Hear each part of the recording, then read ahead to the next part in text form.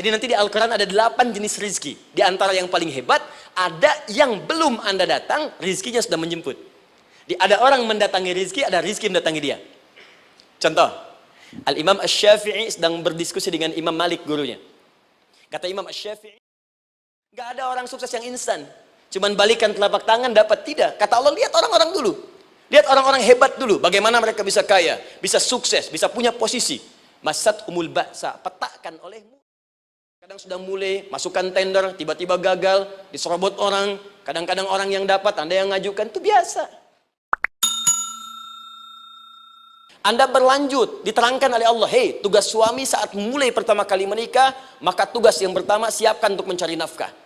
Bagaimana caranya ya Allah? Diturunkan oleh Allah. Satu, jangan takut kehilangan rezeki. Jangan pernah mencuri. Jangan pernah ngambil punya orang. Karena punya kamu akan saya berikan sempurna. Kamu ngambil punya orang, maka kamu akan menyulitkan diri sendiri. Itu akan dikembalikan pada yang berhak. Ya, turun Quran surah ke-51 ayat 22. Dirinci, begini cara nyarinya. Quran surah kedua ayat 168. Kalau Anda ingin cepat baru bergerak, rizkinya sudah dapat. Quran surah kedua ayat 172. Ada yang dahsyat, dia belum keluar, rizkinya yang mendatangi dia. Jadi nanti di Al-Quran ada 8 jenis rizki. Di antara yang paling hebat, ada yang belum Anda datang, rizkinya sudah menjemput. Ada orang mendatangi rizki, ada rizki mendatangi dia. Contoh, Al-Imam Asy-Syafi'i sedang berdiskusi dengan Imam Malik, gurunya. Kata Imam Asy-Syafi'i, Syekh, rizki itu mesti saya cari dulu, baru kita dapat. Kata gurunya, ya Syafi'i, ada rizki yang cukup kita beramal dekat kepada Allah, dia akan datang tanpa kita cari dengan ikhtiar manusia. Kata Syafi'i, mustahil. Kata Quran kan kita kerja dulu, baru datang. Kata Imam Malik, gurunya, kamu yang belum sampai. Kita amalkan ini, rizki datang. Maka berhenti sampai di situ, Imam Syafi'i pamit. Di jalan tiba-tiba, beliau mendapati ada panen anggur, Pak, Bu. Terus dipanggil sama yang punya kebun. Ya, pemuda katanya, sini. Mau bantu nggak? Kalau kamu bantu, kami berikan anggurnya. Maka beliau bantu, panen, petik. Sampai setelah selesai diberikan anggur yang besar-besar, hanum. Senyum, senang beliau. Ternyata senangnya bukan karena dapat anggur. Senangnya karena merasa pendapatnya benar. Kalau saya nggak bantu panen ini, nggak akan dapat saya anggur. Cuma karena saya bantu, saya diberi ini. Maka rasa senangnya inilah dibawa kemudian kepada gurunya, ingin laporan. Tapi perhatikan adabnya. Dia tidak mengatakan, guru, nih saya benar. Kalau saya nggak ikut panen, nggak dapat saya ini. Perhatikan kalimat Asy-Syafi'i. Guru, tadi saya di jalan, dipanggil oleh pemilik kebun, ikut panen anggur. Begitu saya bantu, saya diberikan anggur ini. Beliau tekankan dengan kalimat yang kencang pada kalimat, begitu saya bantu, saya dapat anggur ini. Imam Malik tersenyum mengatakan, Masya Allah Syafi'i, luar biasa. Ini siang begitu panasnya, tadi saya mau keluar ngajar, terfikir di benak saya, Allah, kalau ada anggur yang besar-besar, enak rasanya. Tiba-tiba kamu datang bawa anggur. Jadi Imam Syafi'i kerja dapat sesuatu, Imam Malik terfikir sesuatu, datang rezeki. Itu ada di Quran surah ke-7, teman-teman, ayat ke-96, paling kanan sebelah atas di mushafnya. Baik, teruskan dulu. Ya, Anda dalam mencari kerja, ingat, kalau Allah yang sampaikan pasti terjadi. Jangan dikira mudah. Kata Allah akan ada persaingan, akan ada kadang-kadang singgungan, akan ada tantangan, maka mulai petakan tantangan apa yang akan Anda lalui saat Anda mulai mencari nafkah itu. Maka turun Quran surah kedua ayat 214, paling kanan sebelah bawah. Am hasibtum an tadkhulul jannata. Hei, apa kamu mudah begitu saja mengira akan sukses dalam pekerjaanmu? Bahkan bisa diartikan surga, ingin masuk surga. Walamma ya'tikum mathalul ladzina khalau min qablikum. Sebelum engkau diuji seperti orang sukses dulu pernah sukses. Lihat mereka. Enggak ada orang sukses yang instan. Cuman balikan telapak tangan dapat, tidak. Kata Allah, lihat orang-orang dulu. Lihat orang-orang hebat dulu, bagaimana mereka bisa kaya, bisa sukses, bisa punya posisi. Masat umul ba'sa, petakan olehmu tantangan apa yang akan dihadapi saat engkau bekerja itu. Satu, kata Allah, ba'sun, ada yang ringan. Ya, ba's. Ba'sa, jama' dari kata ba'sun. Dua, dara'. Ini sudah menengah, jama' dari kata durun. Tiga, zilzal, ini yang paling tinggi puncaknya. Jadi kalau Anda sudah mendapatkan ini, yakinlah, berarti Anda akan mendapatkan posisi yang tinggi. Karena mustahil orang besar diuji dengan ujian yang kecil. Zilzal, ini bagian ketiga. Ba'sa, ba'sun, mulai. Kira-kira tantangan-tantangan ringan apa saja yang akan Anda hadapi? Ya, kalau saya contohkan misalnya dengan contoh yang lain singkat, Anda mau ke masjid, ingin konsisten, mulai hijrah, ingin dekat dengan Allah. Tiba-tiba yang tadinya nggak mau ke masjid, mulai ke masjid, diuji dengan hujan. Hujan kecil, rintik-rintik, shower. Begitu hujan, orang Arab mengatakan kalau hujannya bisa lewat tanpa payung pun, orang Arab mengatakan la ba'sa. La ba'sa ini ringan. Orang kita sambungin, labas. Dari bahasa Arab, lewat. Nah, jadi kalau Anda mau berangkat nih, siap bekerja, siap hadapi tantangan. Baru mau lewat hujan kecil, berarti itu tantangan kecil kita lewati. Macet, petakan, cari jalan yang kemudian sempurna, jalan yang kosong, buka Google-nya, buka Waze-nya, buka map-nya, cari. Jadi kalau pada yang kecil aja belum kita lewati, bagaimana mendapatkan yang besar? Anda mau ke masjid, dikasih hujan kecil, mau berangkat gak jadi. Papa, kenapa gak jadi? Hujan mah, kan ada payung, takut riak. Tuh. Setelah itu darwa, maaf, tantangan fisik. Kadang-kadang mulai ke fisik, mulai mengganggu. Ya, maaf, dirincikan kemudian oleh Al-Quran. Turun Quran surah ke-21, ayat 87 sampai 88, kisah Nabi Yunus alaihissalam. Yunus beraktivitas, bekerja, bukan berarti nggak ada tantangan.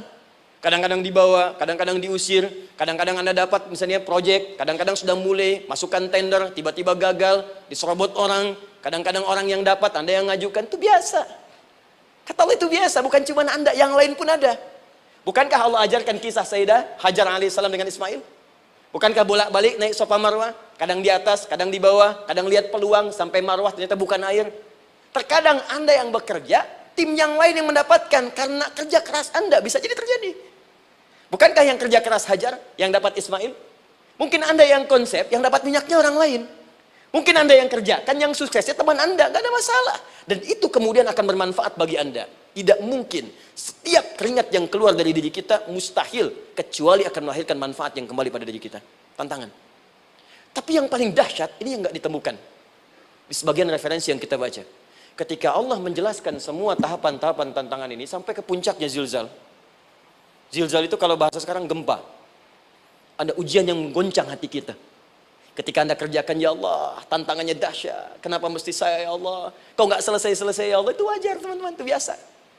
Kata Allah, orang dulu saja mengatakan, mata nasrullah, kapan ini selesai? Berbahagialah kalau teman-teman sudah mendapatkan tantangan puncak yang paling tinggi ini. Ini artinya Allah sedang mempersiapkan Anda menjadi orang besar di kemudian hari.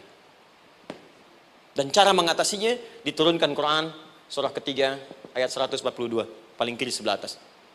Perhatikan dahsyatnya. Yang pertama diterangkan tantangannya, yang kedua dijelaskan cara mengatasinya. Saya mau berhenti sampai di titik ini, nanti saya terangkan cara berinteraksi dengan Al-Quran. Ya, perhatikan baik-baik. Kata Allah, jika kelak engkau sudah bisa memetakan tantangan ini, maka siapkan solusi untuk mengatasinya. Ayatnya dibuka dengan kalimat yang sama persis. Saya pernah sampaikan teori ini di dua perusahaan besar di Indonesia. Yang pertama ada satu perusahaan, karena ini direkam saya nggak sebutkan perusahaannya, perusahaan otomotif besar, sedang turun gratis, kemudian juga ada inflasi yang tinggi. Terus saya terangkan teori Quran. Dia praktekkan berhasil, Pak. Padahal saat itu saya presentasi di depan non-muslim. Non-muslim. Sales-sales se-Indonesia dikumpulkan, saya bedah tentang ini. Dan mereka berhasil. Sampai sekarang naik lagi. Yang kedua sama, ini direkturnya juga non-muslim. Tapi nggak apa-apa, kita diskusi. Dan mau mendengar teori ini. Dan praktekkan, naik. Ya, dulu di satu perusahaan minyak juga. Sedang turun-turun, karyawan semua dikumpulkan. Lalu kita bahas tentang ini, kita terangkan. Yang ini yang paling menarik dari Al-Quran. Kalimatnya sama persis. Quran surah ketiga ayat 142. Am hasibtum an tadkhulul jannata. Apa Anda duga akan begitu mudah mendapatkan kesuksesan dalam hidup? Tolong fokus baik-baik. Jangan selalu mengartikan jannah dengan surga. Karena asal kata jannah itu artinya kesuksesan, kebahagiaan yang belum tampak. Surga, kenapa disebut dengan jannah? Karena itu puncak kebahagiaan kita yang belum nampak sekarang. Saya kasih rahasia ya, ini antara kita saja nih. Kalau ada kata jim dengan nun di depannya, itu pasti tidak nampak, tersembunyi. Apapun tambahannya. Ya, misal, jin kenapa disebut dengan jin? Karena memang ketika diciptakan, dia tidak tampak, tersembunyi. Lawannya ins, karena itu kita disebut ins, karena saat lahir kita tampak. 18 kali disebutkan dalam Al-Quran. Ya ma'syaral jinni wal ins. Wa ma khalaqtul jinna wal ins. Jadi jin disebut jin karena memang fitrahnya tersembunyi, nggak nampak. Jadi kalau ada jin melakukan penampakan, itu jin sedang kena masalah. Sedang keluar dari fitrah. Sama dengan manusia, harusnya tampak. Jadi kalau ada manusia yang senang sembunyi-sembunyi, dia sama dengan, bukan saya yang bilang, sedang punya masalah. Ke kantor, sembunyi-sembunyi, hati-hati Pak Alfian tuh. Biasa ada pintu depan, masuk pintu belakang. Suami di rumah, buka WA, sembunyi-sembunyi, Bu hati-hati tuh. Pulang lewat pintu belakang, berarti sedang punya persoalan dalam hidup. Setiap ada jim dengan nun, pasti tersembunyi. Ibu punya janin, rahim, dalam rahim ada janin. Kenapa disebut dengan janin? Jim, nun, ya, nun. Karena sosok itu belum nampak dalam pandangan kita. Nanti kalau sudah lahir, baru tampak. Jannah, kenapa disebut jannah? Karena belum tampak dalam pandangan kita, nanti kelihatan. Karena itu dalam Al-Quran, kata jannah itu tidak dikhususkan dengan surga. Tidak dikhususkan dengan surga. Kadang-kadang menunjuk aspek kesuksesan yang belum tampak. Anda mau ngebor minyak, minyaknya belum tampak. Belum kelihatan. Anda mau kerja, ya hasilnya kan belum tampak, baru ikhtiar sekarang. Karena itu orang Arab disebut kaya, kalau mereka mendapatkan kebun yang tak tampak sebelumnya. Kebun anggur, bukan kurma, kalau kurma banyak. Kebun anggur, ada apel, ada jeruk, sampingnya ada sungai-sungai, disebut dengan jannah. Ya, kalau punya unta, nggak kaya di Arab, biasa. Karena yang kelihatan padang pasir, unta, hitam, merah, biasa. Tapi kalau sudah punya kebun, kebun anggur, yang sulit di padang pasir ada kebun, itu baru disebut kaya. Karena itu orang Arab kadang mengartikan jannah dengan aspek kesuksesan yang belum tampak. Diartikan dengan kebun anggur, kebun apel, dan macam-macamnya. Perhatikan, am hasibtum an tadkhulul jannah. Apa Anda duga ingin sukses itu begitu mudah? Sukses jadi tidak. Walamma ya'lamillahu alladhina jahadu minkum wa ya'lamas sabirin. Perhatikan baik-baik. Sebelum Allah memastikan pada diri Anda terdapat dua hal yang paling utama untuk mengatasi tantangan tadi. Satu, jahadu. Kesungguhan. Serius. Jadi kalau mau sukses, mesti serius. Kerja serius. Cintai pekerjaan Anda. Ya, belajar anak-anak serius. Pastikan belajar dengan serius. Jangan cuma anak-anak duduk paling belakang, nggak pernah nanya, kadang ngantuk, pulang. Ujian, besoknya mau ujian, baru belajar. Ya, sistem SKS, sistem kebut. Ya, kadang-kadang sejam, Bu, Pak. Saya pernah ada orang di luar ngadu waktu di Libya, Ustadz, gimana ini orang Indonesia? Kenapa? Saya belajar 3 bulan. Besok mau ujian. Teman antum orang Indonesia pinjam catatan saya baru semalam. Dia dapat 8, saya 7,5. Saya bilang, Anda belum tahu sistem SKS itu. Baik, ya. Tapi itu bukan solusi. Begitu ujian selesai, ilmu lupa. Itu poinnya. Jadi kalau hanya sekedar ilmu dipakai untuk ujian, pada prakteknya nggak akan terpakai. Ini banyak anak sekolah sekarang hanya belajar untuk ujian saja. Padahal kalau dipraktekkan, kadang kaitan dengan agama tinggi, Bu, Pak. Fisika itu dengan agama itu tinggi. Gaya F1 sama dengan F2, gaya gerak sama dengan gaya dorong. Gaya sedikit, maka keluarnya sedikit. Pukul kencang, bunyinya kencang. Imannya kalau kuat, amalan jadi banyak. Iman sedikit, amal pun sedikit. F berbanding lurus dengan P, hukum Pascal. Gaya berbanding lurus dengan tekanan. Masuk bab akhlak. Makin banyak gaya, makin banyak tertekan. Nah, itulah. Gaji 5 juta, gaya 10 juta, kan? Ini serius. Serius. Di divisi apapun Anda, saya 3 sepekan lalu lah takziah ke tempatnya Yang Habibie, terus diminta tausiah di sana. Dan saya perhatikan beliau termasuk yang paling serius ketika diberikan tugas apapun. Gak pernah diberikan amanah kecuali mencintai pekerjaan itu. Yang Habibie demikian. Ciri orang sukses itu serius. Tapi keseriusan itu, kata Allah petakan jadi 3 bagian lagi. Karena jahadu itu punya 3 turunan kata. 1, keseriusan merencanakan, disebut ijtihad namanya. Punya rencana. Mappingnya apa? Stepnya apa? Oke, Anda ingin kerjakan sebuah proyek, baik, proyeknya berlangsung berapa lama? Target kita apa? Jangka panjangnya, menengahnya, jangka pendeknya. Kemudian apa tantangan yang akan dihadapi di setiap tahapan-tahapannya? Selesaikan. Bahkan saking pentingnya tahap perencanaan ini ditunjukkan oleh Allah langsung lewat sholat. Teman-teman masih ingat sholat pertama yang kita kerjakan setiap hari, sholat apa namanya? Subuh. Apa artinya subuh? Tuh, ini masalahnya. Ini kata Al-Quran sendiri ya, kata Al-Quran sendiri. nanti akan ditemukan orang yang ibadah tidak paham apa yang dikerjakan dan dilakukan dalam ibadahnya. Contoh sholat. Kata Allah akan ada orang sholat yang saat sholat tidak mengerti apa yang ia baca dan ia lakukan dalam sholatnya. Jujur tanyakan pada diri kita. Sampai detik ini, dari sekian ribuan kali ruku dan sujud, berapa persen bacaan sholat yang kita pahami? Jangan-jangan kita ruku tapi nggak ngerti yang dibaca. Sujud tak paham yang diungkapkan. Bagaimana bisa khusyuk? Mustahil. Maka kembali ke sini. Kenapa sholat pertama itu disebut dengan subuh? Teman-teman, ternyata semua nama sholat dari subuh sampai isya, plus bacaan dan gerakan dari takbir sampai salam, itu bukan sekedar gerakan semata. Semua ada artinya, ada maknanya. Dan diajarkan oleh Nabi langsung. Subuh disebut dengan subuh. Ada dua kata. Satu, fajar. Quran surah ke-17 ayat 78. Inna Qur'an al-fajri kana mashhuda. Kedua, subuh di surat At-Takbir. Was-subhi idza tanaffas. Kenapa disebut fajar? Fajar itu pancaran positif, pancaran kebaikan.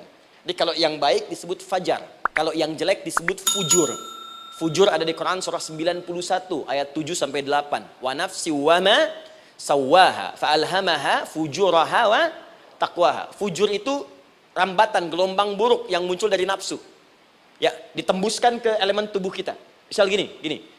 Tiba-tiba pengen marah. Ya, di tubuh kita mengatakan melotot, maka ini ada pancaran di hati kita nyambung kemudian ke mata. Ini rambatan dari sini ke mata disebut fujur namanya. Mau ke tangan pukul, masuk ke tangan. Itu rambatannya disebut fujur namanya. Ya. Yang baiknya disebut fajar. Ya, misal saya ingin sholat, tiba-tiba hati mengatakan sudah azan, merambat ke kaki, cepat melangkah. Cepat wudhu. Nah, itu rambatannya disebut fajar namanya. Atau infajar. Ini pasti ada, ya. Fujur nama lainnya nafsu. Disebutkan 115 kali dalam Al-Quran. Takwa, rambatan fajar, sumbernya takwa. Disebutkan 115 kali dalam Al-Quran. Di jiwa kita ada takwa, ada nafsu. Takwa yang dorong malaikat, disebutkan 88 kali dalam Al-Quran. Nafsu yang dorong setan, disebutkan sama 88 kali. Di setiap Anda akan mengerjakan satu hal, pasti akan yang mendorong pada yang baik, akan mencegah dari yang baik itu nafsu. Pasti itu. Pak Alpian mau tanda tangan proyek. Tiba-tiba disodorkan, Pak, ini Pak. Kok begini proyeknya? Perbaiki, karena ada yang nggak beres. Tapi fee-nya lumayan Pak, 1 miliar. Nggak bisa, jiwa takwa mengatakan jangan terima Pak. Bapak mengatakan maaf, ini jari tahiyat, gak akan pernah dipakai maksiat, perbaiki, datang lagi. Ini Pak, kok sama? Fee-nya diperbaiki Pak, 100 miliar. Nafsunya mulai berkata, terima. Takwanya bilang, jangan. Akhirnya beliau katakan, tangan tahiyat gak akan pernah dipakai maksiat. Tapi tunggu, saya istiqoroh dulu.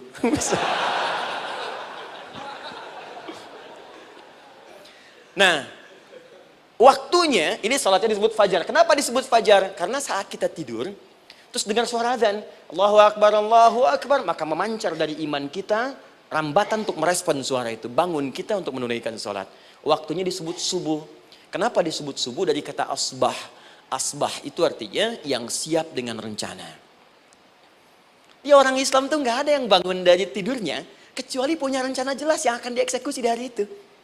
Makanya sebelum kita bekerja mengeksekusi itu, kita datang menghadap Allah supaya Allah berikan kemudahan di setiap aktivitas kita. Coba lihat manajemen Nabi. Bukankah sebelum tidur beliau istighfar dulu? Dirinci pekerjaannya, dicatat yang akan dikerjakan besok, istighfar 70 kali, 100 kali, sehingga dengan istighfar saat tidurnya tenang. Coba kita biasakan. Ada yang baca Quran, ada yang istighfar. Kalau nggak percaya silahkan cek. Begitu Anda lakukan, tidurnya enak. Besoknya rencana itu sudah siap. Makanya ketika bangun, siap jam 7 mau kemana, jam 8 ada di mana, jam 12 kerjakan apa. Sebelum mengerjakan itu, datang kepada Allah, sujud, ya Allah, saya punya rencana ini tolong mudahkan. Begitu caranya. Itu yang disebut dengan subuh. Nah, sekarang kembalikan peta hidup kita mau seperti apa ke depan. Ijtihad. Yang kedua, kalau sudah jelas konsepnya, visinya sudah ada, maka jihad. Yang kedua jihad. Jihad itu eksekusinya, aksinya, actionnya, perjuangan fisiknya. Rencananya apa? Tahajud malam nanti. Bismillah. Jam berapa? 2:30. Baik, yuk kita mulai rencanakan. Eksekusi rencananya. Bagaimana cara kita bangun 2:30? Pasang alarm. Jam berapa alarm dipasang? 3 kali. Pertama 1:30, kedua 2:45, ketiga jam 2:04. Baik. Alarm pertama untuk mematikan alarm kedua. Alarm kedua matikan alarm ketiga. Ketiga siap-siap. Baik. Siap bangun. Jihad. Awas, ini penting ya, jihad itu jangan dipersempit maknanya kepada situasi peperangan saja, tidak. Banyak jihad itu luas sekali medannya. Karena jihad itu perjuangan fisik. Dan maaf ya, maaf sekali, dalam konteks perang pun bukan menyerang orang. Tapi membela diri saat diserang.